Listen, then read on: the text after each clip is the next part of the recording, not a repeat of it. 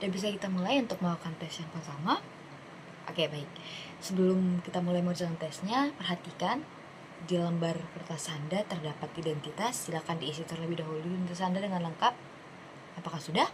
Baik, jika sudah, ingat Anda tidak diperbolehkan untuk membuka buku soal tanpa ada aba-aba dari saya.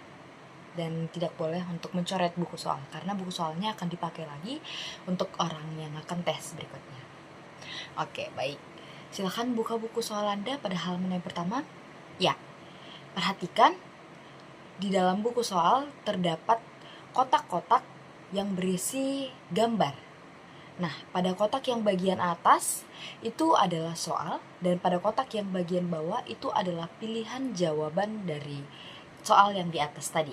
Silakan Anda perhatikan, jika Anda lihat terdapat 4 kotak di atas, yang dimana di samping kotak yang paling atau di kotak yang paling terakhir adalah kotak yang kosong atau tidak berisi bentuk apa-apa. Nah, dimana Anda diminta untuk meneruskan atau melanjutkan bagian dari kotak yang sudah ditentukan dahulu. Baik, silakan Anda perhatikan terlebih dahulu pada kotak pertama. Yang pertama itu terdapat gambar ranting yang lurus ke atas. Kemudian pada kotak kedua terdapat bagian atau gambar ranting yang dia sedikit serong ke sebelah kanan. Dan kemudian di kotak ketiga tetap juga dengan gambar ranting, tetapi dengan posisi yang lebih serong lagi dari kotak atau gambar yang kedua. Nah, di kotak yang keempat pada buku itu sudah tidak ada gambar. Nah, Anda diminta untuk melanjutkan isi dari kotak yang harus dibuat pada kotak tersebut. Nah, jika Anda perhatikan dari option A, B, C, D, E, sampai F, kira-kira option mana yang dapat melanjutkan gambar dari soal di atas? Ya, jawabannya adalah E. Maka, untuk memberikan jawaban atau untuk menuliskan jawaban, Anda cukup memberikan tanda garis silang dan tanda garis miring sekali saja pada lembar jawaban Anda. Baik, apakah Anda mengerti?